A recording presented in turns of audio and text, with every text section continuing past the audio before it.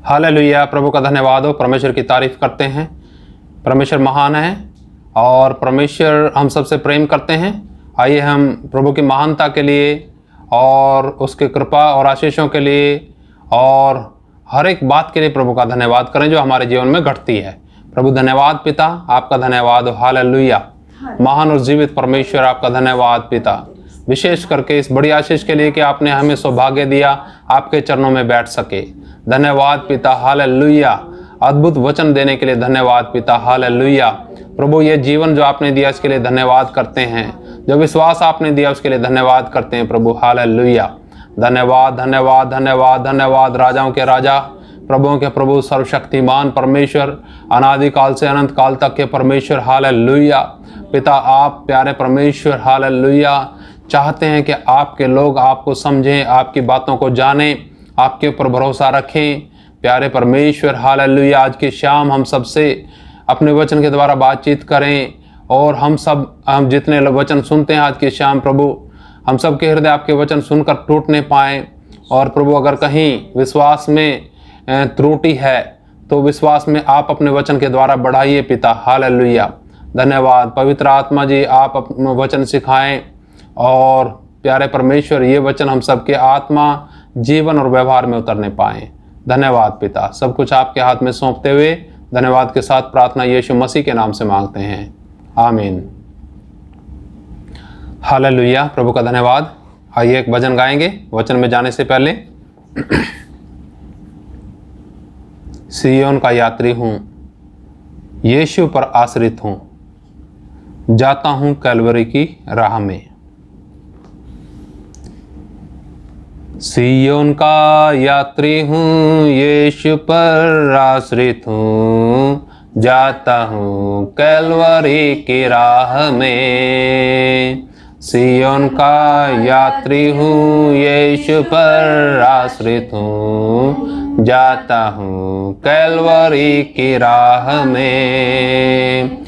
मेरे योग्य है नहीं संसार ये कभी, दुख नहीं है मुझे यीशु में खुश मैं।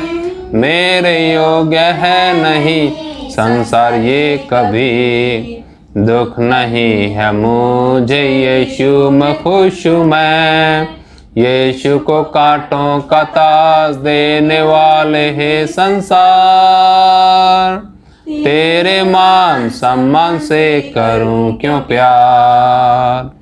यीशु को कांटों का ताज देने वाले हैं संसार, तेरे मान सम्मान से करूं क्यों प्यार।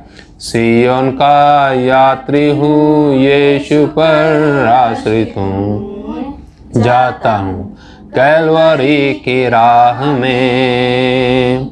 यात्रा कर रहा हूँ मैं मुक्ति की राह में। यात्रा है विश्वास की, नहीं है दृष्टि की। यात्रा कर रहा हूँ मैं मुक्ति की राह में। यात्रा है विश्वास की, नहीं है दृष्टि की। ठोकरें मुश्किलें आदि हैं इस राह में, डर नहीं यीशु है मेरे साथ में।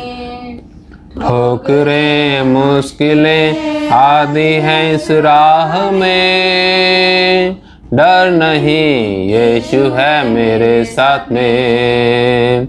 सिय्योन का यात्री हूँ, यीशु पर आश्रित हूँ, जाता हूँ कैलवरी की राह में।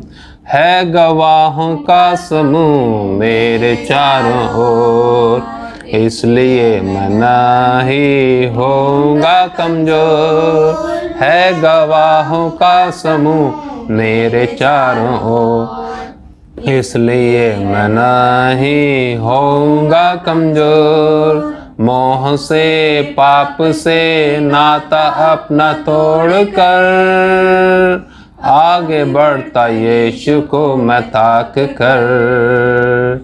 मोह से पाप से नाता अपना तोड़कर, आगे बढ़ता यीशु को मैं ताक कर। सिय्योन का यात्री हूँ, यीशु पर आश्रित हूँ, जाता हूँ कैलवरी की राह में। सिय्योन का यात्री हूँ, यीशु पर आश्रित हूँ, जाता हूँ कैलवरी की राह में। हालेलुया, प्रभु का धन्यवाद। परमेश्वर की स्तुति करते हैं।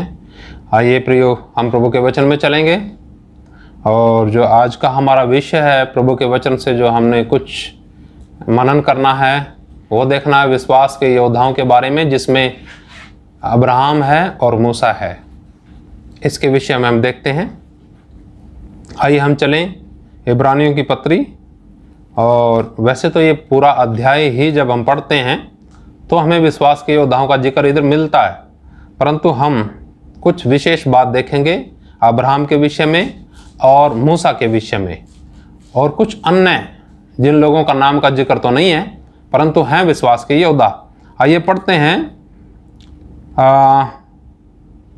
इब्रानियों के पत्री 11 अध्याय और उसका 8 वचन। वचन में लिखा, विश्वास ही से अब्राहम जब बुलाया गया तो आज्ञा मानकर ऐसी जगह निकल गया जिसे मिरास में लेने वाला था, और यह न जानता था कि मैं किधर जाता हूं, तो भी निकल गया। प्रभु का धन्यवाद। प्रियो, आप अब्राहम के बारे में जानते हैं किस प्रकार से परमेश्वर ने उसे कसदियों के देश और देश से बुलाया। कुछ लोग उसके साथ चले थे, परंतु बाधा ही उसके जीवन के अंदर डाली उन लोगों ने। तो आज हम देख रहे हैं अब्राहम के विषय में थोड़ा।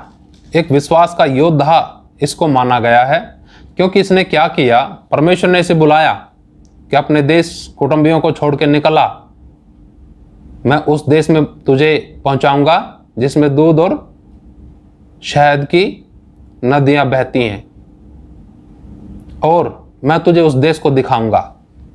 सिर्फ इतना कहने से ही इसने विश्वास किया और ये अपना देश कुटुंबियों को छोड़ते हुए निकल गया। कुछ लोग हालांकि साथ में थे इसके, परंतु हम यहां पर देखते हैं कि इसने परमेश्वर की बात पर विश्वास किया जो परमेश्वर ने इसको बोला। और लिखा आगे, उसे नहीं पता था किधर जाता हूं, फिर भी वो निकल गया। उसे भरोसा था परमेश्वर पर, अपने बुलाने वाले पर उसे भरोसा था कि जिसने उसे बुलाया वो राह भी दिखाएगा। परमेश्वर ने किया ऐसा ही। आगे लिखा वचन में 9 वचन में लिखा, विश्वास ही से उसने प्रतिज्ञा किए हुए देश में, पराये देश में परदेसी के समान रहकर इसहाक और याकूब समेत जो उसके साथ उसी प्रतिज्ञा के वारिस थे, तंबुओं में वास किया। विश्वास के द्वारा क्या किया उसने? प्रतिज्ञा किए हुए देश में परदेसी के समान, जैसे एक परदेसी रहता ना, पर कहां? जो प्रतिज्ञा किया हुआ देश था। परमेश्वर ने इसको बोला कि मैं तुझे ऐसे देश में पहुंचाऊंगा, और उस देश में पहुंचाकर इसने, परमेश्वर ने अपना वायदा पूरा किया। परंतु ये अब्राहम अपने बच्चों के साथ, इसहाक, याकूब और इसहाक के साथ वायदा किए हुए देश में पहुंचने के बाद भी एक परदेसी के समान रहा उधर। और लिखा वचन में, अपने बच्चों के साथ यानी इसहाक और याकूब के साथ तंबुओं में वास किया। ये वायदा किए हुए देश में पहुंच गया जो परमेश्वर ने बोला था। ये उधर बड़ा बड़ा बिल्डिंग भी तैयार कर सकता था, परंतु इसने अपने बच्चों के साथ तंबुओं में निवास किया। ऐसा क्यों?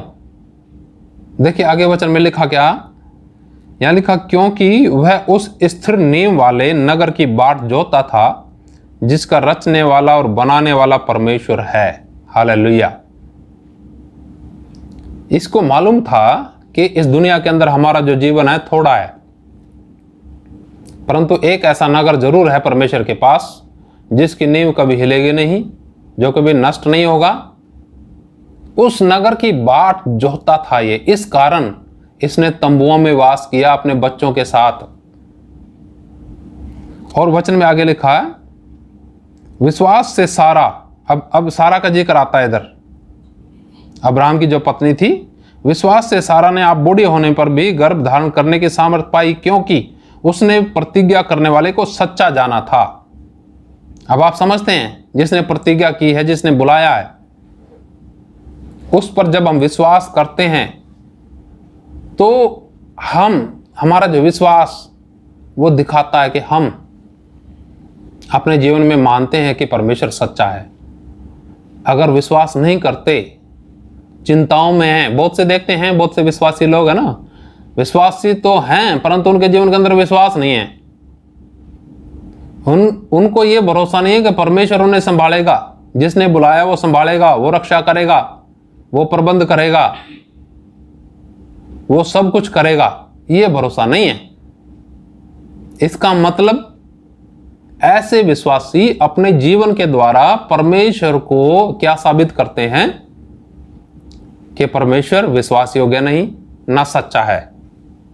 जो चिंताओं में है, जो फिक्रों में है, विश्वास करने के बाद भी वो परमेश्वर पर वो भरोसा नहीं कर पाते जो क्या करते हैं, मनुष्य पर करते हैं। वो लोग करना किस पर चाहिए? परमेश्वर पर। प्रभु का दास कहता है दाऊद कि मैं पर्वतों की ओर आंखें उठाऊंगा, मुझे सहायता कहां से मिलेगी। फिर आगे उसी वचन में जवाब लिखा है, मुझे सहायता यहोवा ही की ओर से मिलती है। हालेलुया। प्रियो, पहाड़ दिखाते हैं समस्याओं को। समस्याएं हैं तो समाधान भी है। हम देखते हैं जब इस्राएली लोग मिस्र से परमेश्वर उन्हें मूसा के द्वारा निकाल करके लेके आया और लाल समुद्र उन्होंने पार करके जब अपनी यात्रा शुरू की बियाबान जंगल में से, तो 3 दिन तक उन्हें पानी नहीं मिला, और जो पानी भी मिला वो भी खारा मिला। और जब वो परमेश्वर के सामने, मूसा के सामने गए और मूसा परमेश्वर के सामने गया, उन्होंने शिकायत की मूसा से, परंतु मूसा ने परमेश्वर से कोई शिकायत नहीं की। परमेश्वर ने मूसा को एक पौधा बतला दिया, जहां खारा पानी था वहीं पौधा भी है। परमेश्वर ने वो पौधा बोला कि इसको तोड़ के पानी में डाल दे। जैसा मूसा ने परमेश्वर की आज्ञा मानी, वो पौधा तोड़ के पानी में डाला, जो खारा पानी था, पर ये वो खारा पानी मीठा हो जाता है। हम इस बात से ये सीखते हैं कि जहां समस्या है समाधान भी वही है, पर हम भरोसा समस्या में मनुष्यों की तरफ ले जाते हैं, परमेश्वर पे भरोसा करने के बजाय। जो हमारे जीवन से ये दिखाता है कि परमेश्वर सच्चा नहीं है, परमेश्वर विश्वास योग्य नहीं है, परमेश्वर नहीं संभाल सकता, इसलिए तो चिंता में, इसलिए तो परेशानी में, क्योंकि परमेश्वर को जाना नहीं है बहुत से लोगों ने। परंतु उस घटना में हम देखते हैं कि जो खारा पानी था, आज्ञा पालन से वो पौधा डालना था, परंतु ये आज्ञा किसकी थी? परमेश्वर की थी। आज्ञा पालन से वो खारा पानी क्या हो जाता है? मीठा हो जाता है। ऐसा ही हमारे जीवन में भी जब हम देखते हैं, यहाँ पर कितनी सारी बातें नजर आएंगी अभी वचन में जब हम देखेंगे, तो जो भी बातें आई विश्वास के द्वारा, इन सारी बातों का, इन सारे संघर्षों का सामना परमेश्वर के लोगों ने किया। फिर आगे देखते हैं हम 12 वचन में, इस कारण एक ही जन से जो मरा हुआ सा था, आकाश के तारों और समुद्र के तीर के बालू के समान अनगिनत वंश उत्पन्न हुए। यानी अब्राहम के द्वारा अनगिनत वंश उत्पन्न हुए। फिर ये सब विश्वासी की दशा में मरे और उन्होंने प्रतिज्ञा की हुई वस्तुएं नहीं पाई, पर उन्हें दूर से देखकर आनंदित हुए और मान लिया कि हम पृथ्वी पर परदेसी और बाहरी हैं।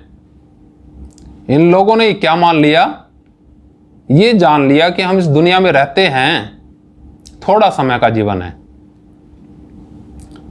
और इसलिए क्या करा इन्होंने? इस दुनिया के अंदर मन नहीं लगाया।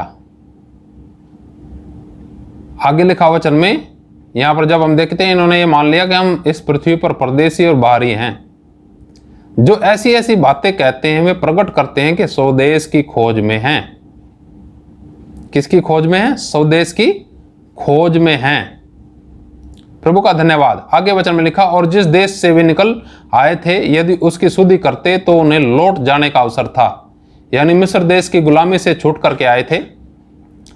वचन कहता है कि अगर वे शुद्धि करते तो उन्हें लौट जाने का मौका था, पर वे एक उत्तम अर्थात स्वर्गीय देश के अभिलाषी हैं। इसलिए परमेश्वर उनका परमेश्वर कहलाने में उनसे नहीं लजाता, क्योंकि उसने उनके लिए एक उत्तम नगर तैयार किया है। हालेलुया, प्रभु का धन्यवाद। प्रियो, हम देखते हैं वचन बताता है कि उन लोगों को जो मिस्र की गुलामी से लौट परमेश्वर निकाल के लेके आया था, बियाबान जंगल में लेके उन्हें चला, समस्याएं आई, वो उन सब का कारण था। हम सब के जीवन में विश्वास के बाद एक बियाबान का जंगल भी आता है। तो उनके जीवन के अंदर जब ये बियाबान असलियत में निकले, वो फिजिकली, तब उनके पास अवसर था कि लौट जाएं, परंतु वो लौटे नहीं, क्योंकि वे लिखा वचन के अंदर वे एक उत्तम और स्वर्गीय देश के अभिलाषी हैं। इसीलिए परमेश्वर उनका परमेश्वर कहलाने में उनसे नहीं लजाता। विश्वास के जो योद्धा हैं उनका जिक्र है इधर। जो विश्वास के योद्धा थे वो लोग क्या हुए? मौका था उन्हें लौटने का। ऐसा ही आज जब हम विश्वास करते हैं, बहुत से लोग विश्वास करते हैं, उनके जीवन के अंदर समस्याएं तो जरूर आती हैं। परमेश्वर उन्हें बियाबान जंगल से जरूर लेके जाता है। उसका कारण यह है कि जो परमेश्वर का स्वभाव है, जो परमेश्वर की सोच है, वो मनुष्यों की सोच नहीं है। परमेश्वर चाहता है इस तंगी भरे रास्ते पर ले जाते हुए हम सब का, विश्वासियों का स्वभाव परमेश्वर के समानता में आ जाए। हम सब के अंदर समानता स्वरूप हो परमेश्वर का, ताकि जब हम इस देश को छोड़ें, इस दुनिया को छोड़ें, एक उत्तम देश में परमेश्वर के साथ हमेशा तक रहने के योग्य बन जाएं। इसलिए परमेश्वर लेके चलता है।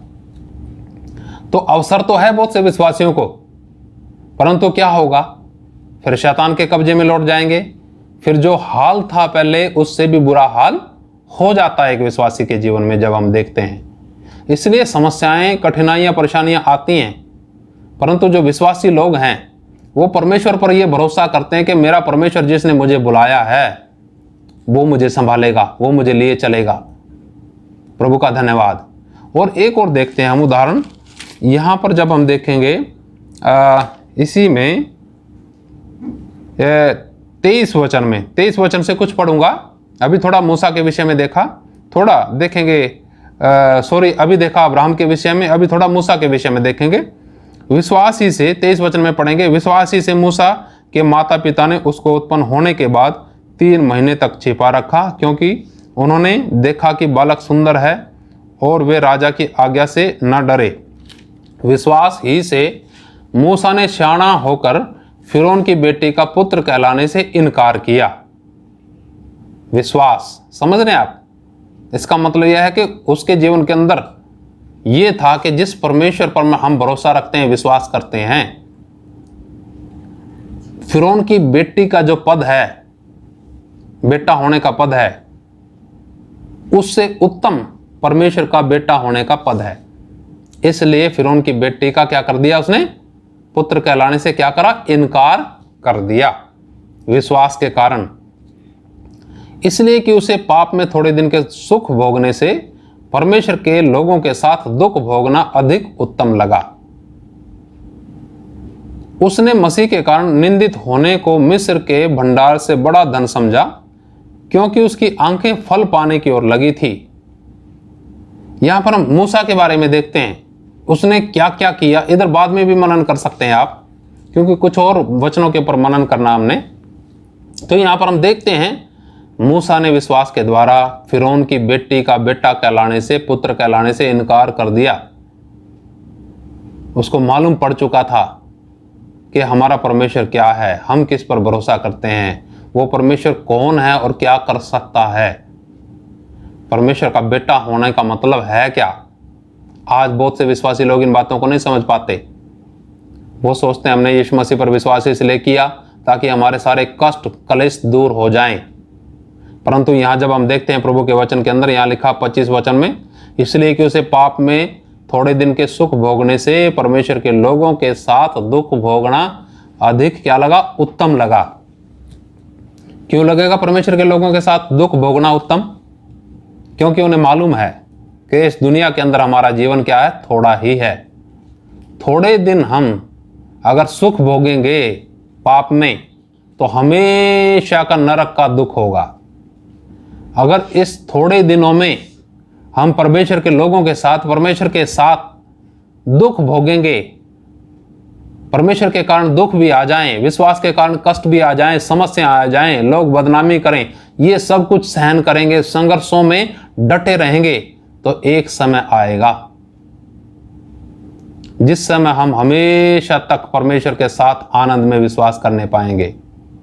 हालेलुया, प्रभु का धन्यवाद, प्रभु का धन्यवाद। एक गीत है ना, हम जाने वाले हैं ये संसार छोड़कर उस महिमा के देश में तुरंत। प्रभु का धन्यवाद। ये तुरंत होगा, ऐसे चुटकी बजाते ही पल भर में होगा ऐसे। परंतु किन के लिए? उनके लिए है वो जो लोग इस संसार में परमेश्वर के साथ, परमेश्वर के कारण, परमेश्वर के लोगों के साथ संघर्ष में जीवन जीते हैं, दुख बदनामी सब कुछ आनंद के साथ सहते हैं। प्रभु का धन्यवाद। यही होते हैं विश्वास के योद्धा। आज विश्वास के योद्धाओं की बड़ी कमी है। विश्वास लोगों ने इसलिए किया ताकि संसार के सारे कष्ट दूर हो जाएं और संसार में पूरी मौज करें। ये सही विश्वास नहीं है। विश्वास का मतलब यही है, आज के संदर्भ में जब हम देखते हैं कि यीशु मसीह मेरे लिए मारा गया, अब मैं भी सब के लिए मारा गया और यीशु मसीह के लिए जी उठा। हालेलुया। और कोई भी परिस्थिति आए, कोई भी घटनाएं घटें, कुछ भी समस्याएं आए, हर एक में मैं तो अपने परमेश्वर की वाणी पर विश्वास करूंगा, चाहे नष्ट होने तक का समय क्यों ना आ जाए। ये ऐसा समर्पण जिस व्यक्ति का है वो कभी भी नष्ट नहीं होगा। हालेलुया। क्योंकि प्रियो, प्रभु का वचन कहता है, जो अपना प्राण बचाएगा वो उसे खोएगा, और जो अपने प्राण को खोएगा वो उसे बचाएगा। प्रभु यीशु मसीह कहते हैं ऐसा। इसलिए अपने प्राणों को भी परमेश्वर के हाथ में सौंप के चलना है। जो भी है परमेश्वर करेगा। प्रभु का धन्यवाद। थोड़ा और देखते हैं हम, 35 वचन से शुरू करेंगे इसी के। स्त्रियों ने अपने मरे हुओं को फिर जीवित पाया, कितने तो मार खाते खाते मर गए और छुटकारा ना चाहा, इसलिए कि उत्तम पुनरुत्थान के भागी हों। यहाँ पर विश्वास के योद्धाओं का जिक्र है। जब विश्वास किया उन लोगों ने, पहली सदी के लोगों ने, उनके बारे में इधर जिक्र है, मार खाते खाते मर गए परंतु छुटकारा ना चाहा। अब आप सोचिए, ये लोग कौन थे? क्या कोई अलग ही थे? आपके हमारी तरह ही के लोग थे। बस उनके मन की आंखें पूरी तरह से ज्योतिर्मय हो चुकी थी। उन्हें मालूम था कि उन्हें मिला क्या है। उन्हें मालूम था मृत्यु तभी आएगी जब परमेश्वर ने निर्धारित समय तैयार कर रखा है, उसी समय आएगी। आज क्या करते हैं, आज लोग है ना, मृत्यु से बहुत डरते हैं, क्योंकि उन्हें पता नहीं है। उन्हें ये नहीं पता जिसके ऊपर विश्वास करते हैं उसने मृत्यु के ऊपर जय प्राप्त करी है। तो हमें किससे डरना चाहिए? मौत से डरना चाहिए या उससे डरना चाहिए जिसने मौत के ऊपर जय प्राप्त करी? हमें किस पे भरोसा रखना है? किसके वचन के अनुसार चलना है? तो वचन कहता कि वो मार खाते खाते मर गए परंतु छुटकारा ना चाहा, क्योंकि उत्तम पुनरुत्थान के भागी होना चाहते थे वो लोग। फिर लिखा आगे, कहीं एक ठट्ठों में उड़ाए जाने और कोड़े खाने, बरन बांधे जाने और कैद में पड़ने के द्वारा परखे गए। अब आप सोच सकते हैं, सारी चीजें हमारे जीवन में परख के लिए आती हैं। विश्वासियों के जीवन के अंदर परख के लिए आती हैं। कष्ट, समस्याएं, मुसीबतें नष्ट करने के लिए नहीं। ताकि वो इनके द्वारा परखे जाएं कि ये कितना विश्वास करते हैं, इनका विश्वास है क्या। वचन में लिखा है कि वे इन सारी समस्याओं के द्वारा, कैद में पड़ने के द्वारा, कोड़े खाने के द्वारा, ठट्ठों में उड़ाए जाने के द्वारा परखे गए। आगे लिखा वचन में पथराव किए गए, चौकों में खड़े कर करके उन्हें पथराव किया गया। लिखा आरे से चीरे गए, उनकी परीक्षा की गई, तलवार से मारे गए।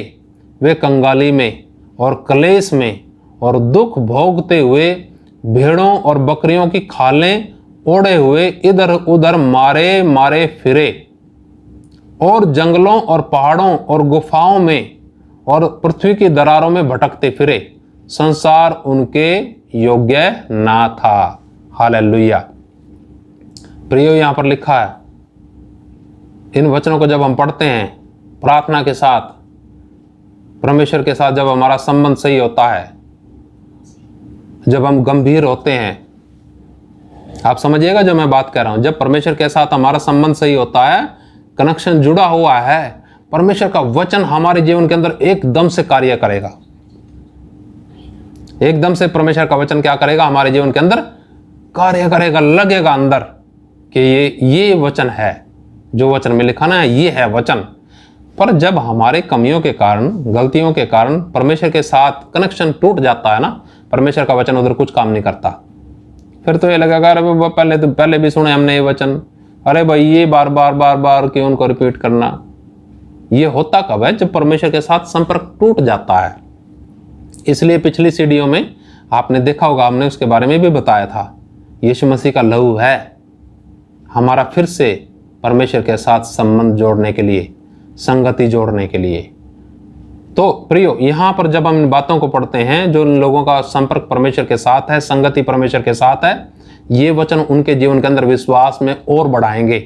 लिखा वचन में पथराव किए गए, स्तिफनुस को चौक में खड़ा करके उसको क्या मारे गए, पत्थर मारे गए, कत्ल कर दिया गया यीशु मसीह के कारण। परंतु जब उसने आंखें उठाकर देखा, स्वर्ग की तरफ आंखें उठाकर देखा, तो उसने परमेश्वर के दाहिने और राइट हैंड यीशु मसीह को खड़े हुए पाया। हालेलुया, प्रभु का धन्यवाद। इस प्रकार से स्वागत होता है उन लोगों का जो मसीह के कारण सताए जाते हैं, बदनाम किए जाते हैं, मारे जाते हैं। मनुष्य क्या करेगा, आत्मा को मार देगा क्या? भीतरी मनुष्य को कोई मार सकता है? कभी भी नहीं मार सकता। इस शरीर को ही तो नुकसान पहुंचा सकते हैं, इस शरीर ने तो नाश होना ही होना है। तो इस शरीर के कारण हम अपनी आत्मा का नाश क्यों करें?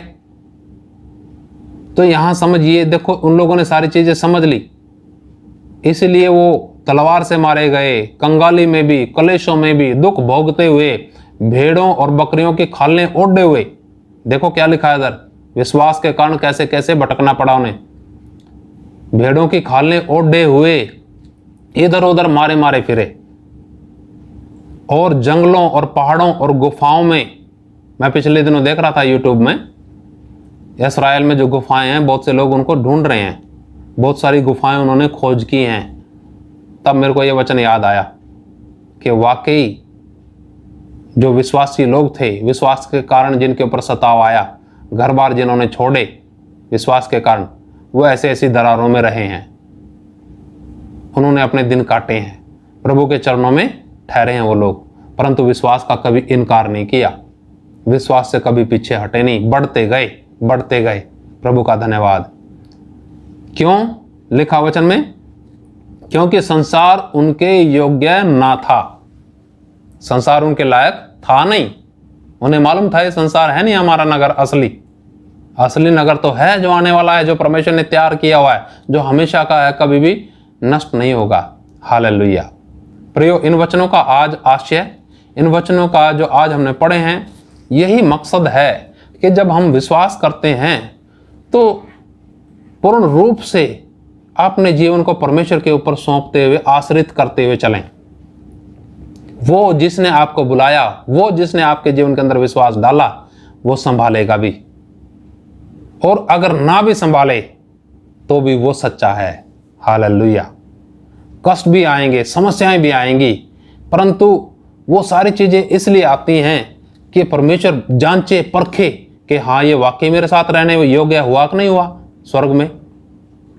वो जांचने परखने के लिए आती हैं। इसलिए आप समझिएगा, जब कष्ट आते हैं, मुसीबतें आ रही हैं, समस्याएं आ रही हैं, ये सारे आपकी परीक्षा के लिए। और आप परीक्षा के बाद अगर विश्वास में स्थिर रहे, बढ़ेंगे और बढ़ेंगे, परमेश्वर अपने लिए तैयार करेगा। प्रभु का धन्यवाद। आइए हम प्रभु का धन्यवाद करेंगे। हालेलुया। धन्यवाद पिता, धन्यवाद, धन्यवाद यीशु मसीह, आज की शाम के लिए, आज के वचनों के लिए धन्यवाद करते हैं।